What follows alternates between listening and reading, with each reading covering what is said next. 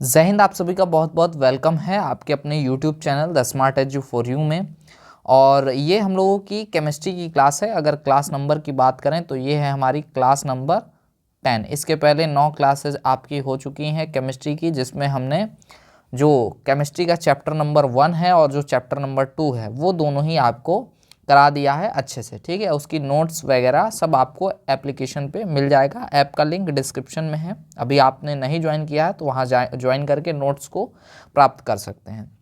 आज हम लोग जो चैप्टर पढ़ने वाले हैं वो हम लोगों का चैप्टर नंबर 3 है। यहाँ पे 4 नंबर पढ़ा हुआ है, लेकिन हमारा चैप्टर नंबर 3 है और इसका नाम है वाटर यानी कि जल।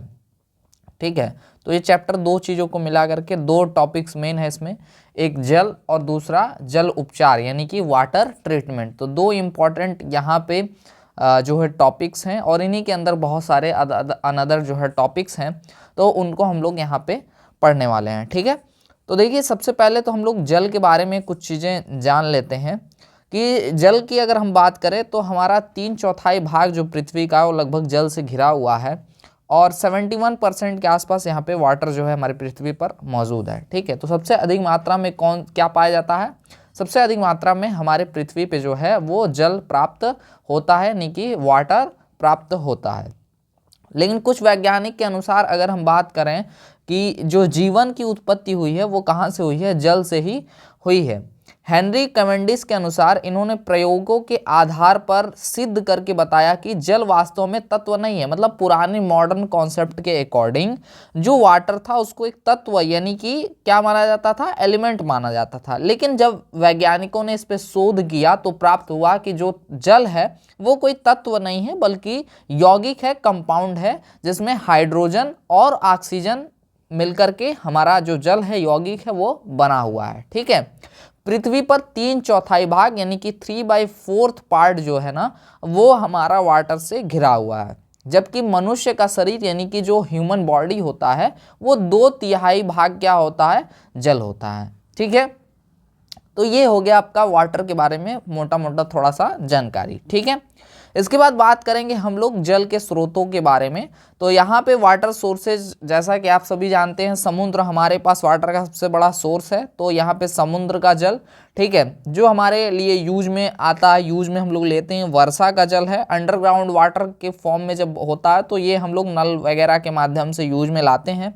झरनों तथा कुओं का जल, नदियों का जल, हैंडपंप का जल, तो ये सारे क्या है? सोर्सेज ऑफ वाटर है, जहाँ से हमको जल क्या होता है?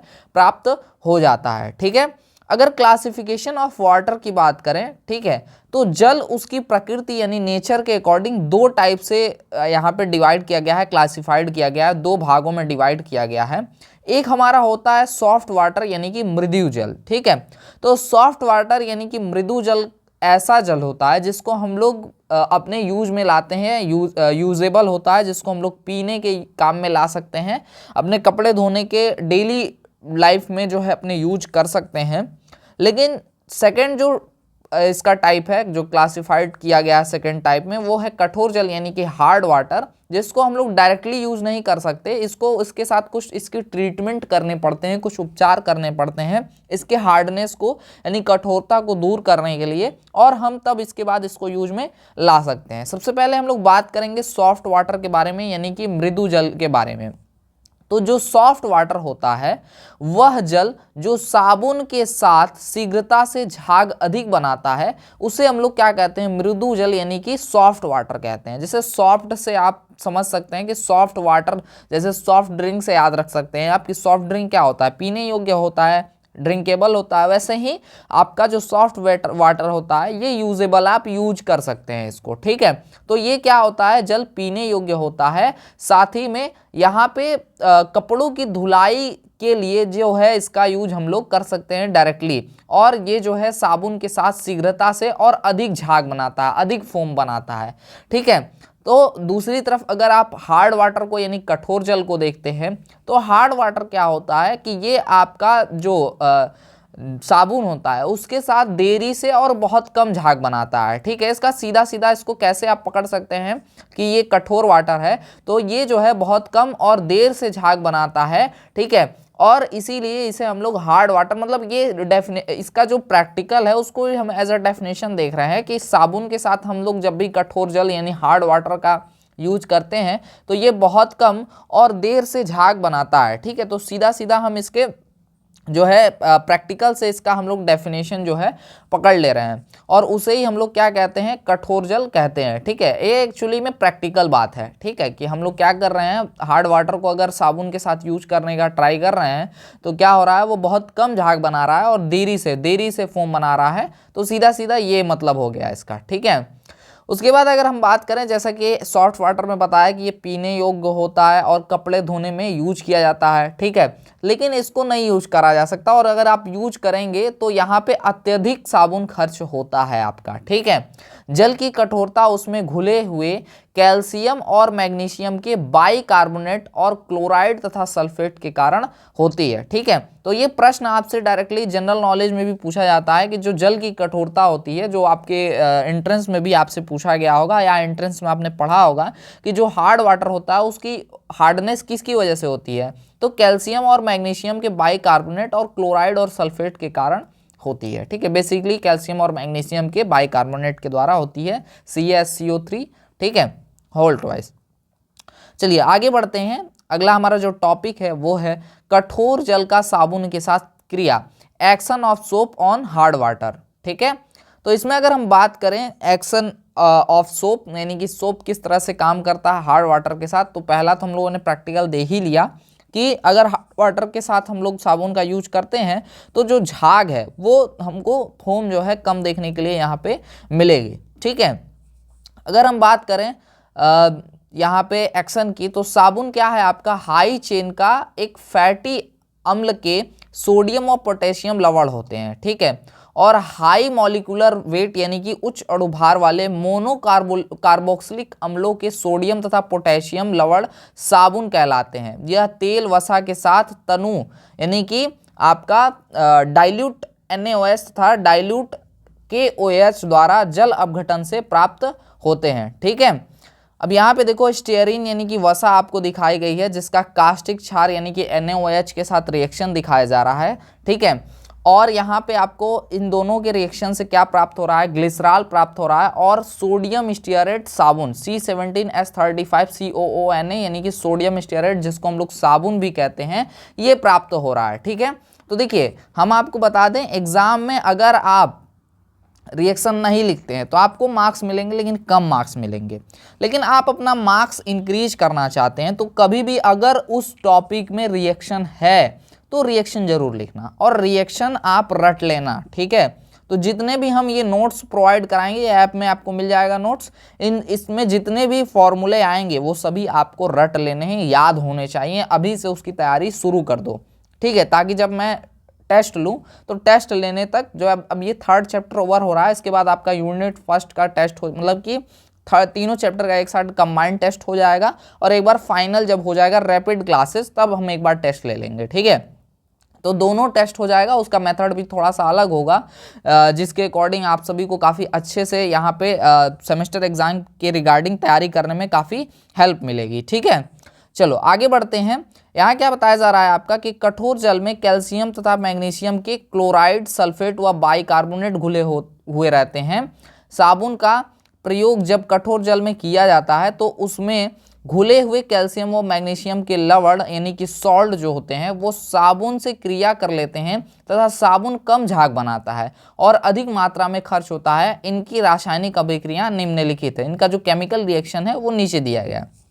इसमें केमिकल रिएक्शन में क्या हो रहा है, साबुन के साथ कैल्शियम सल्फेट रिएक्शन कर रहा है और कैल्शियम स्टीयरेट बना ले रहा है और सोडियम सल्फेट बना ले रहा है।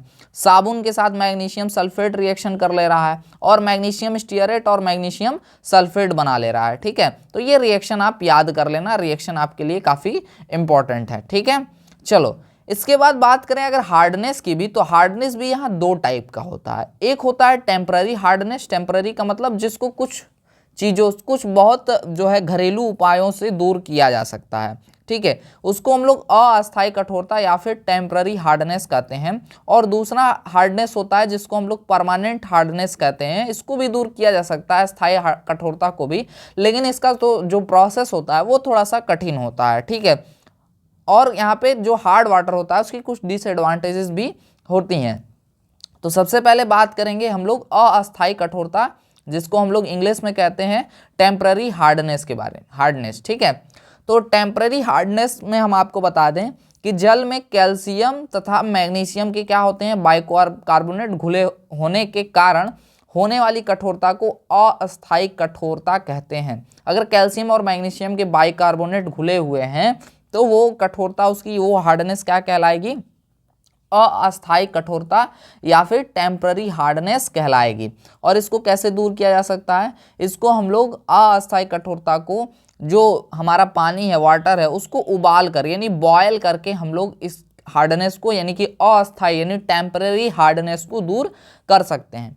लेकिन परमानेंट हार्डनेस के केस में ऐसा नहीं है। अब देखिए परमानेंट हार्डनेस क्या होता है, स्थायी कठोरता क्या होती है। जल में कैल्शियम तथा मैग्नीशियम के सल्फेट तथा क्लोराइड, यहाँ ध्यान दीजिएगा दोनों में अंतर है। अगर कैल्शियम और मैग्नीशियम के बाइकार्बोनेट अगर घुले हैं तो वो हमारा क्या कहलाता है, टेम्पररी हार्डनेस कहलाता है। जबकि अगर परमानेंट हार्डनेस की बात करें तो परमानेंट हार्डनेस में कैल्शियम और मैग्नीशियम के सल्फेट तथा क्लोराइड घुले होते हैं, ठीक है। और इनके कारण जो कठोरता होती है, जो हार्डनेस होती है, उसको हम लोग स्थायी कठोरता यानी कि क्या कहते हैं, परमानेंट हार्डनेस कहते हैं। अब देखो एक चीज कुछ बच्चों के दिमाग में आ रहा होगा कि ये तो सर नोट्स पहले से ही है और इसको ही पढ़ ले रहे हैं तो हम भी कर सकते हैं, लेकिन हम यहाँ एक एक चीज का खंडन कर रहे हैं बाबू, ठीक है। इस चीज को समझिएगा आप। और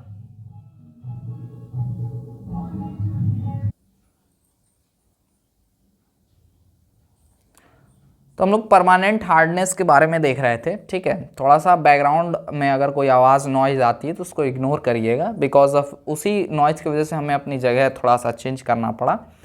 तो देखिए नॉइज़ आती है उसको इग्नोर करिएगा। हम लोग समझ रहे थे स्थायी कठोरता यानी कि परमानेंट हार्डनेस को, ठीक है। तो परमानेंट हार्डनेस क्या होता है भाई, कि जब हमें जल में कैल्शियम और मैग्नीशियम के सल्फेट और क्लोराइड मिलते हैं उसे हम लोग स्थायी कठोरता कहते हैं, यानी कि परमानेंट हार्डनेस कहते हैं, ठीक है। और इनकी कठोरता जो है स्थायी होती है, और स्थायी कठोरता को जो है वो उबाल कर, यानी अगर हम वाटर को चाहें कि बॉयल करके और हम उसकी हार्डनेस को दूर कर दें तो ऐसा पॉसिबल नहीं है। इसके लिए अन्य और मेथड्स हैं जिनका हेल्प ले करके हम लोग परमानेंट हार्डनेस को दूर कर सकते हैं, ठीक है। चलो अब देखेंगे कठोरता के कारण। तो हार्डनेस तो पता चल ही गया, स्थायी कठोरता किसके कारण होता है, कैल्शियम मैग्नीशियम के सल्फेट और क्लोराइड के कारण। और हम बात करें कंबाइंड, अगर कठोरता टोटल हार्डनेस है, या परमानेंट हो या फिर टेम्पररी हो, दोनों ही हार्डनेस के बारे में अगर बात करें तो calcium sulphate, calcium chloride, calcium bicarbonate, magnesium sulphate, magnesium chloride और मैग्नीशियम बाइकार्बोनेट के द्वारा की वजह से, जो के कारण से होता है, ये सभी रीजन्स हैं हार्डनेस की, ठीक है। ये नहीं सभी की वजह से हार्डनेस होता है, ठीक है। बात समझ में आ रही है। चलिए आगे बढ़ते हैं। Unit of measurement of hardness of water, ये हमारा अगला टॉपिक है, जिसमें सबसे पहला जो टॉपिक है वो है पीपीएम यानी कि पार्ट्स पर मिलियन। तो मिलियन का मतलब क्या होता है भाई, 10 लाख। मिलियन का मतलब 10 लाख, ठीक है। तो 10 लाख होता है बिलियन, मिलियन का मतलब 1 मिलियन में कितने लाख, 10 लाख। जैसे 1 मिलियन सब्सक्राइबर हैं तो 10 लाख लोग सब्सक्राइब किए, 10 लाख जनता फॉलो कर रही है, ठीक है, देख रही है, उनको पसंद कर रही है, ये मतलब होता है, ठीक है। चलो तो इससे काफ़ी अच्छे से समझ गए होगे। तो 1 मिलियन या फिर 10 लाख, यहाँ पे एक चीज़ मिस्टेक है, ये चीज़ मैं यहाँ पे सही कर ले रहा हूँ, ये प्रति 10 लाख होना चाहिए, यहाँ पे 10, ठीक है, लेकिन यहाँ पे प्रति लाख है। चलो ध्यान दो, पीपीएम का मतलब क्या होता है कि पार्ट्स पर मिलियन, कठोरता उत्पन्न करने वाले पदार्थ के भाग की कैल्शियम कार्बोनेट के रूप में वह संख्या जो प्रति 10 लाख या 1 मिलियन भाग में उपस्थित होते हैं उसे हम लोग पीपीएम कहते हैं। दोबारा समझिएगा कि कठोरता उत्पन्न करने वाले पदार्थ, तो कठोरता उत्पन्न करने वाले पदार्थ कैल्शियम सल्फेट हो, कैल्शियम क्लोराइड हो, कैल्शियम बाइकार्बोनेट हो, मैग्नीशियम सल्फेट हो, मैग्नीशियम क्लोराइड हो, मैग्नीशियम बाइकार्बोनेट हो, या फिर ये सभी हो, ठीक है। इन सभी की जो मात्रा 10 लाख मिलियन भाग 10 लाख भाग में या फिर 1 मिलियन भाग में जो मात्रा उपस्थित होती है उसी को हम लोग कहते हैं पार्ट्स पर मिलियन। तो सीधा सीधा देखो, नाम से समझो, इसका नाम से देखो, जो चीज़ें आप लोग टॉपिक के नाम से समझ जाते हैं ना, वो हम लोग को लिखने में काफ़ी आसान होता है, क्योंकि कोई भी टॉपिक का स्टार्टिंग लाइन जो होती है ना, उसको याद करना थोड़ा सा टफ होता है। और अगर स्टार्टिंग लाइन हमें याद है ना, तो हम पूरा का पूरा स्टोरी जो है बड़े ही अच्छे से, बड़े ही आराम से हम एक्सप्लेन कर लेंगे। ठीक है, तो यहाँ पे देखो, एक पीपीएम का मतलब क्या हुआ, पार्ट्स पर मिलियन। मतलब कि अगर 10 लाख जो है भाग में या फिर 1 मिलियन भाग में जितने भी हार्डनेस उत्पन्न करने वाले पदार्थ हैं वो मौजूद होते हैं, उसे ही हम लोग कहते हैं पार्ट्स पर मिलियन। मतलब ये मात्रा बता रहा है कि उसमें हार्डनेस बढ़ाने वाले या हार्डनेस उत्पन्न करने वाले जो पदार्थ हैं, जो मटेरियल हैं, वो किस मात्रा में उपस्थित हैं। ठीक है, चलो आगे बढ़ते हैं। अगला जो इसी में जो यूनिट है वो है मिलीग्राम प्रति लीटर है। तो कठोर जल यानी हार्ड वाटर के 1 लीटर में कैल्शियम कार्बोनेट या उसके समतुल्य, उसके इक्विवेलेंट पदार्थ कोई भी जो आपका हार्डनेस उत्पन्न करते हैं, कि मिलीग्राम की संख्या को मिलीग्राम प्रति लीटर, मतलब 1 लीटर में जितने हार्डनेस उत्पन्न करने वाले पदार्थ हैं उसको हम लोग क्या कहते हैं, मिलीग्राम प्रति लीटर कहते हैं। क्लार्क्स डिग्री की अगर बात करें तो क्लार्क्स डिग्री की अगर बात करें तो 1 गैलन में होता है आपका 10 पाउंड। ठीक है, या 70,000 भाग कठोर जल में कैल्शियम कार्बोनेट या इसके इक्विवेलेंट पदार्थ के भागों की संख्या को हम लोग क्लार्क डिग्री में कठोरता कहते हैं। ठीक है, अब ये सारी चीजें किताबों से पढ़ोगे तो थोड़ा सा टफ या फिर कॉम्प्लिकेटेड आपको लगेगा। ठीक है, अगला हम बात करें, अगला जो है हमारा टॉपिक वो है डिग्री फ्रेंच। ठीक है, जिसको हम लोग डिग्री FR करके रिप्रेजेंट करते हैं। ठीक है, चलो तो देखना है यहाँ पे 1 लाख यानी कि 10⁵ भाग पार्ट में कठोर जल यानी कि हार्ड वाटर में कैल्शियम कार्बोनेट या उसके समतुल्य, उसके इक्विवेलेंट पदार्थ का जो भाग होता है वह जल की डिग्री फ्रेंच में कठोरता होती है। वो क्या होती है, जल की डिग्री फ्रेंच में कठोरता होती है। इसके बाद आ जाता है आपका पीएच वैल्यू। तो पीएच वैल्यू क्या करता है, बेसिकली कोई भी चीज है, जो भी पदार्थ है, उसकी अम्लता, क्षारकता या उदासीनता को बताता है। ठीक है, तो यहाँ पे देखिएगा पीएच वैल्यू में क्या आपको बताया जा रहा है कि किसी विलयन का पीएच मान उसके हाइड्रोजन आयन की सांद्रता, कंसंट्रेशन ऑफ हाइड्रोजन आयन बताता है, जो कि ऋणात्मक लघुगणक के समान होता है, जो कि निगेटिव लॉग के बराबर होता है। ठीक है, तो यहाँ तो डायरेक्टली लिख दिया गया कि pH is equals to minus log और कंसंट्रेशन ऑफ हाइड्रोजन आयन। ठीक है, लेकिन अगर मैथमेटिकल रूल के अकॉर्डिंग देखें तो हाइड्रोजन आयन कंसंट्रेशन का अगर हम वैल्यू लें तो 10⁻⁻x, तो pH इज इक्वल्स टू क्या हो गया, यहाँ पे x हो गया। तो इसके अकॉर्डिंग जो H प्लस कंसंट्रेशन है, ठीक है, हाइड्रोजन आयन सांद्रण जो है यहाँ पे वो 10⁻⁻pH के बराबर हो जाएगा। और दोनों पक्षों में अगर हम लॉग ले लेते हैं, दोनों साइड्स में, तो हो जाएगा आपका log concentration of hydrogen ion और is equals to log 10⁻⁻pH, 10⁻⁻pH हो जाएगा। या फिर हम इसको लिख सकते हैं log hydrogen plus ion, concentration of hydrogen plus ion is equals to minus pH log 10, या फिर हम इसको डायरेक्टली लिख सकते हैं minus pH is equals to log concentration of hydrogen ion, या फिर pH is equals to minus log concentration of hydrogen ion. तो ये मैथमेटिकल डेरिवेशन है इसको आप लोग देख लीजिएगा, इसको समझ लीजिएगा अच्छे से। ठीक है, और फिर नोट्स में नोट करिएगा, या फिर इसी नोट्स का आप यूज कर सकते हैं।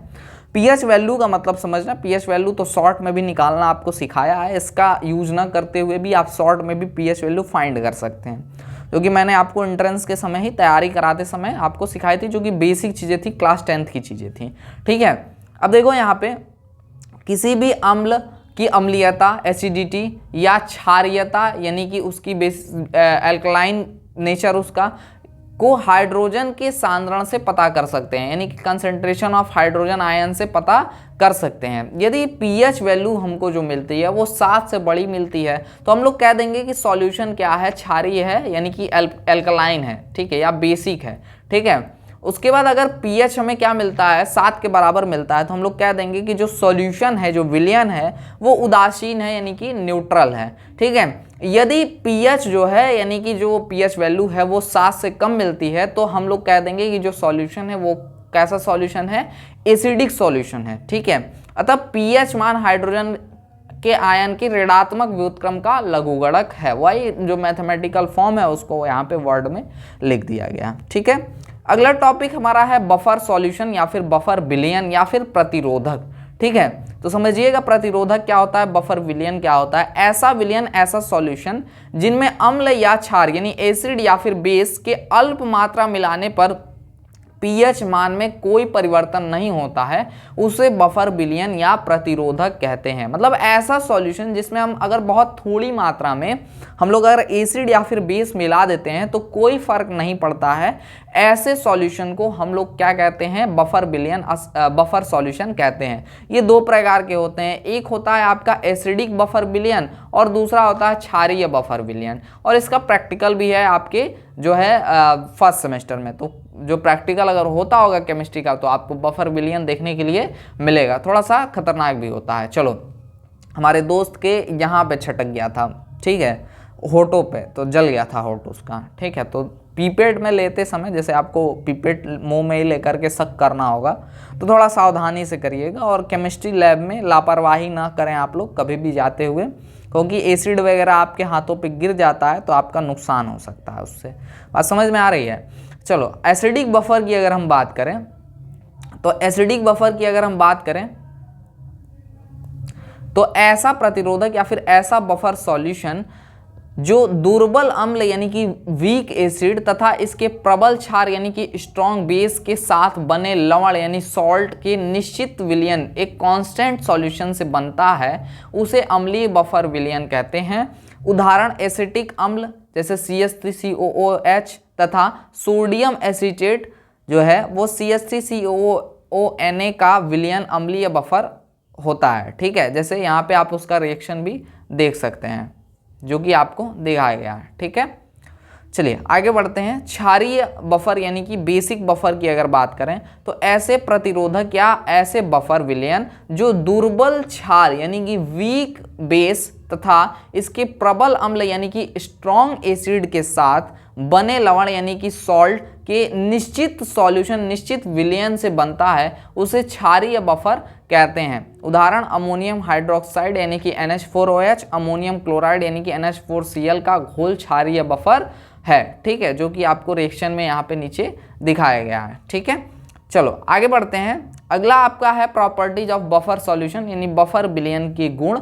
तो बफर विलयन की गुण में सबसे पहला पॉइंट आपको बताया जा रहा है कि प्रत्येक बफर विलयन की एक निश्चित पीएच मान होता है, यानी कि एक कांस्टेंट पीएच वैल्यू होती है। ये उससे पता चलता है कि वो एसिडिक पीएच है या फिर एसिडिक बफर विलयन है या फिर अल्कलाइन, ठीक है।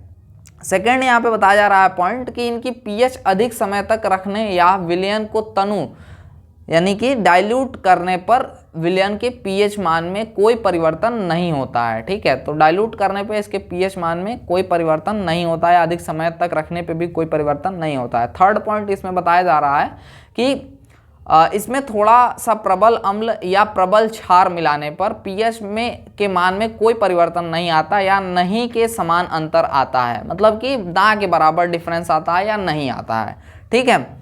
चलो आगे बढ़ते हैं। कठोर जल से हानियां डिसएडवांटेज ऑफ हार्ड वाटर, क्या नुकसान है हार्ड वाटर से, वो हम लोगों को यहाँ पे देखना है। तो सबसे पहला तो हम लोगों ने देख लिया कि हम लोग अगर हार्ड वाटर का यूज़ करते हैं तो हम लोग साबुन ज़्यादा यूज करना पड़ेगा, चाहे नहाने का हो चाहे कपड़े धोने का हो, तो हम लोग को हार्ड वाटर का थोड़ा सा अधिक यूज यहाँ पे करना पड़ेगा, ठीक है।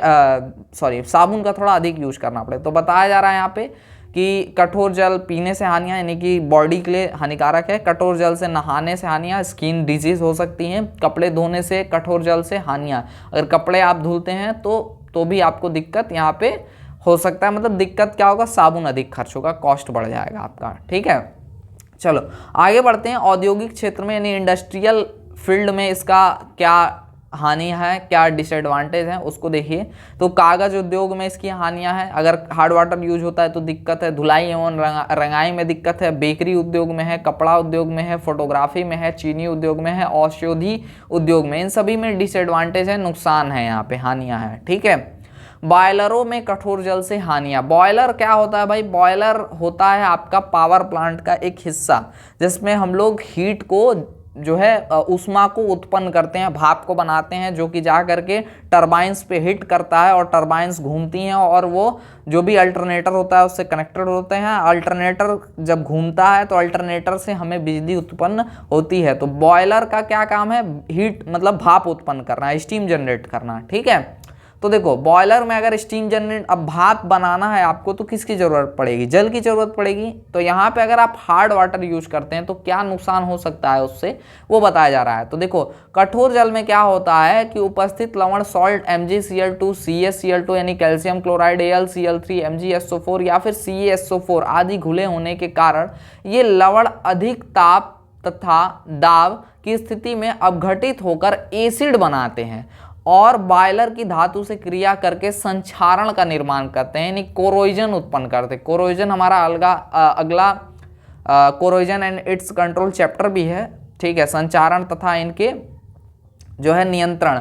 तो कोरोजन का मतलब क्या होता है? जंग लगना, जानते हो? जंग लगने को ही हम लोग कोरोजन कहते हैं, संक्षारण कहते हैं। ठीक है, तो कोरोजन की अगर हम बात करें तो यहाँ पे अगर हम लोग बॉयलर्स में हम लोग कठोर जल यानी कि हार्ड वाटर्स का यूज करते हैं तो कोरोजन हो सकता है, यानी कि हमारा जो बॉयलर है वो संचारित बहुत जल्दी खराब हो जाएगा बॉयलर हमारा। ठीक है, तो ये हमारे कॉस्ट जो है, जो हमारा बिजली उत्पादन करने का, प्रोड्यूस करने का जो लागत है, जो कॉस्ट है वो बढ़ा देगा। ठीक है, जैसे कि यहाँ पे एक रिएक्शन करके भी बताया गया है कि MgCl2 का रिएक्शन किया जा रहा है H2O के साथ, तो यहाँ पे MgOH, Cl और HCl मिल रहा है और जो कि आयरन के साथ, अब आयरन का ही होगा ना भाई, बॉयलर का जो टैंक होगा वो HCl के साथ रिएक्शन करके FeCl2 और H2O बना रहा है, जो कि FeCl2 यहाँ पे क्या है आपका एक कोरोजन है, संक्षारण हो रहा है यहाँ पे। ठीक है, चलो आगे बढ़ते हैं। फोमिंग एंड प्राइमिंग यानी फेनन तथा अपक्रामण क्या होता है? बॉयलर में कठोर जल का प्रयोग करने से फेनन और अपक्रामण की समस्याएं भी उत्पन्न होती हैं। अब फेनन तथा अपक्रामण क्या होता है, इन दोनों को समझिए। तो ये दो समस्याएं आती हैं अगर हम हार्ड वाटर को यूज करते हैं। सबसे पहले तो ये दो अलग अलग चीजें हैं, फेनन और फोमिंग एंड प्राइमिंग। ठीक है, तो फोमिंग की अगर हम बात करें तो हार्ड वाटर में यदि कार्बनिक यौगिक यानी कि ऑर्गेनिक कंपाउंड जैसे वसा, अम्ल, उच्च एल्कोहल आदि उपस्थित होते हैं तो कठोर जल के तेजी से उबालने पर बॉयलर में जल की सतह पर झाग बनने की क्रिया को फेनन कहते हैं। तो हार्ड वाटर का यूज करेंगे तो जैसा नाम से स्पष्ट है फोमिंग, तो अगर हम हार्ड वाटर का यूज करते हैं, कार्बनिक यौगिक उपस्थित हैं जैसे वसा, अम्ल तो और हाई अल्कोहल, तो इसकी वजह से क्या बनेगा? झाग बनेगा, फोम बनेगा, जो कि एक इम्प्योरिटी की फॉर्म में होगा वहाँ पे। ठीक है, जबकि हमको वहाँ प्योर वाटर चाहिए। ठीक है, अगला है आपका अपक्रामण यानी कि प्राइमिंग। बॉयलर में जब कठोर जल यानी कि हार्ड वाटर को गर्म करते हैं तो वह अचानक तेजी से उबलने लगता है। ठीक है, तथा उसमें उफान आ जाता है जिसके कारण भाप के साथ साथ जल भी चला जाता है। इस क्रिया को अपक्रामण कहते हैं। जैसे कि मैंने आपको बताया कि जब यहाँ से बॉयलर से जो हीट हम लोग देते हैं वो वाटर को क्या करता है?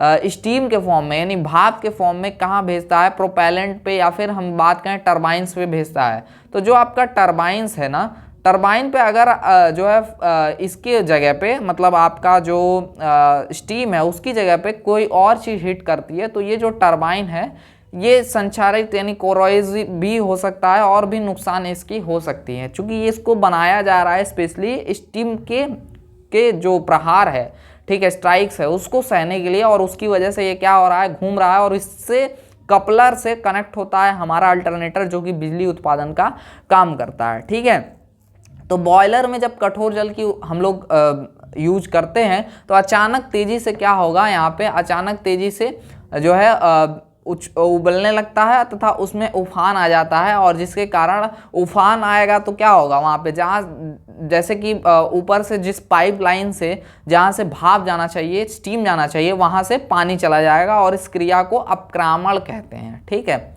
इसके बाद आपका आ जाता है सल्क एवं अवपंक। ठीक है, स्केल्स एंड स्लजेस। ठीक है, बॉयलरों का प्रयोग भाप उत्पन्न करने में किया जाता है। ठीक है, जैसा कि मैंने पहले भी आपको जो है यहाँ पे एक्सप्लेन कर दिया है। तो स्टीम जनरेट करने के लिए हम लोग बॉयलर्स का यूज करते हैं और ये बॉयलर समानतः लोहे के बने होते हैं, जो कि हमने पहले आपको बताया था। बड़े आकार के होते हैं, क्योंकि पावर प्लांट में यूज हो रहा है तो छोटा बॉयलर तो होगा नहीं। बॉयलर एज ए कुकर आप समझ सकते हैं, तो कुकर जो है वो बहुत बड़ा कुकर होता है, आपके रूम के बराबर, आपके मकान के बराबर हो सकता है, ठीक है।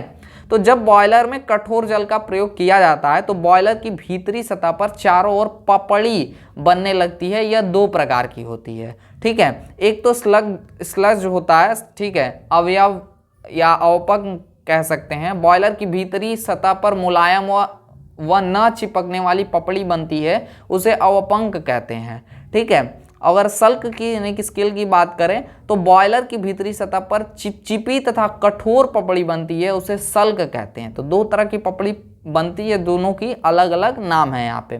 बॉयलर में लगातार पानी उबलता रहता है, जिससे उसके अंदर पानी का ताप व सांद्रता बढ़ जाती है, जिससे उसमें निलंबित कोलॉइडल यानी कि जो सस्पेंडेड जो कोलॉइडियल इम्प्योरिटीज होती हैं तथा फेरस, एल्युमिनियम, कैल्शियम तथा मैग्नीशियम आदि के लवण यानी सॉल्ट अवक्षेपित यानी प्रेसिपिटेट हो जाते हैं, मतलब एक परत बना लेते हैं। जल में उपस्थित Mg+2, कैल्शियम+2, SO4-2 और Fe2+ आयनों के साथ संयुक्त होकर सल्क या अवपंक में परिवर्तित हो जाते हैं, ठीक है।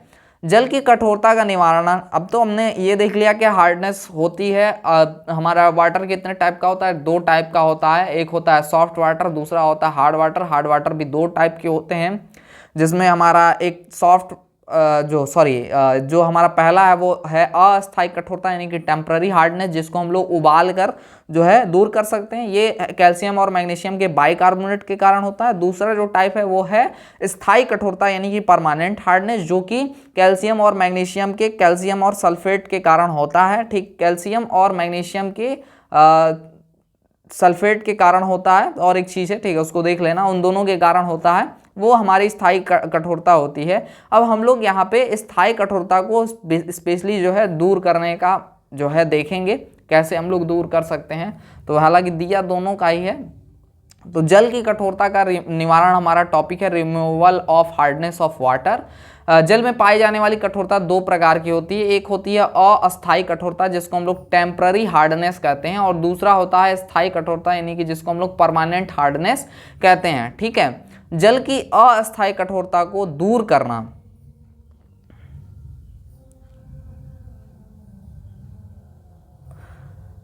जल की अस्थायी कठोरता को दूर करना, जल की अस्थायी कठोरता को दूर करने के लिए हम लोग यहाँ पे बेसिकली सबसे पहला जो यहाँ पे मेथड यूज में लाते हैं वो है मेथड हमारा जो है उबाल कर यानी बाय बॉइलिंग। अगर हम बॉयल करते हैं तो इसकी हार्डनेस को दूर किया जा सकता है। तो यहाँ पे देखिएगा कि जल की अस्थायी यानी कि टेम्पररी हार्डनेस जो होती है उसको दूर करने के लिए उसमें उपस्थित कैल्शियम तथा मैग्नीशियम के बाइकार्बोनेट होते हैं, और बाइकार्बोनेट्स को उबालकर दूर किया जा सकता है। कठोर जल को जब उबाला जाता है तो उसमें उपस्थित मैग्नीशियम बाइकार्बोनेट और कैल्शियम बाइकार्बोनेट अपघटित हो जाते हैं तथा अविलेय कैल्शियम कार्बोनेट और मैग्नीशियम कार्बोनेट बनाते हैं, जिन्हें छान कर अलग कर लिया जाता है। तो पहले हम लोग उबालते हैं और फिर छान करके कैल्शियम कार्बोनेट और मैग्नीशियम कार्बोनेट को अलग कर लेते हैं, जिनका रिएक्शन आपको यहाँ पे दिखाया गया है। कैल्शियम बाइकार्बोनेट को गर्म किया जा रहा है, कैल्शियम कार्बोनेट प्रेसिपिटेट बना रहा है, यानी कि औक्षेप के ऊपर में जैसे गर्म करते हैं आप कभी पानी को, तो उसमें जो एक लेयर या जो है सस्पेंडेड पार्टिकल्स टाइप के कुछ चीज़ें इस टाइप की आ जाती हैं, जिसको आप छान करके अलग कर लेते हैं। और ऐसा ही तो होता है अगर हम उबाल कर पानी को यूज में ला रहे हैं तो हम लोग बेसिकली एक प्रेसिपिटेट उस पर बनता है, जिसको जरूर छान लेते हैं और उसके बाद हम लोग यूज में लाते हैं। साथ ही में आपको H2O और कार्बन डाइऑक्साइड यहाँ से रिलीज होती हुई दिखेगी। इसी प्रकार से मैग्नीशियम बाइकार्बोनेट का भी रिएक्शन दिखाया गया है, इसको हीट किया गया, ये हीट का साइन है, और उसके बाद ये मैग्नीशियम कार्बोनेट बनाया है जो कि प्रेसिपिटेट है, और साथ में H2O यानी कि वाटर, और साथ में यहाँ पे कार्बन डाइऑक्साइड आपका यहाँ पे रिलीज होते हुए दिख रहा है, ठीक है। चलिए आगे बढ़ते हैं। तो आगे यहाँ पे जो सेकेंड मेथड है जो हमारे टेम्पररी हार्डनेस को दूर करने का है वो है हमारा यहाँ पे, हालांकि सबसे ज़्यादा सीधे हम लोग आंसर देते हैं उबाल कर। दूसरा मेथड है क्लार्क्स मेथड। इस विधि में जल की कठोरता के अनुसार उसमें चूने की पानी यानी कि CaOH का वोल्टवाइज की निश्चित मात्रा कठोर जल में मिलाते हैं, जिससे Ca व Mg यानी कि कैल्शियम तथा मैग्नीशियम के बाइकार्बोनेट क्रमशः कैल्शियम कार्बोनेट और मैग्नीशियम कार्बोनेट के रूप में अवक्षेपित यानी प्रिसिपिटेट बना लेते हैं और इन्हें छान कर उन्हें अलग कर लेते हैं हम, ठीक है। और उसका रिएक्शन कुछ इस टाइप से आपको दिखाया गया है। कैल्शियम बाइकार्बोनेट का रिएक्शन हुआ आपका चूने के पानी से के साथ और कैल्शियम कार्बोनेट इसने बनाया और साथ में पानी।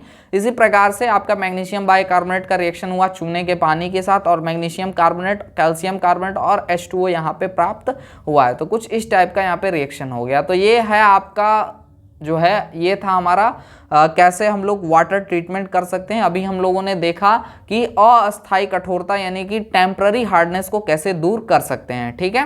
तो आज के इस सेशन में हम इतना ही देखेंगे, ठीक है। जो भी स्टूडेंट अभी तक कोर्स को नहीं ज्वाइन कर पाए हैं वो कोर्स को ज्वाइन कर लेंगे। कोर्स का जो फ़ी है वो बहुत ही मिनिमम फ़ी 349 है, जिसमें आपको ऑल सब्जेक्ट के notes, proper classes, rapid classes, ये सभी चीज़ें आपको सिर्फ और सिर्फ 349 रुपीज़ में मिलेंगी। साथ ही आपके 2 टेस्ट भी हो जाएंगे जिसमें आपके सेमेस्टर की प्रिपरेशन भी आप अंदाज़ा लगा पाएंगे किस हिसाब से आपकी तैयारी चल रही है। बुक्स की PDF आप सभी को मिल रही है, साथ ही में आप सभी को क्वेश्चन बैंक्स की भी PDF प्रोवाइड करा देंगे। चाहे बच्चे कितने भी पढ़ लें, कितना भी नोट्स हो जाए, बच्चे ज़रूर एक बार जो है क्वेश्चन बैंक को देखना चाहते हैं किस हिसाब से क्वेश्चंस आते हैं।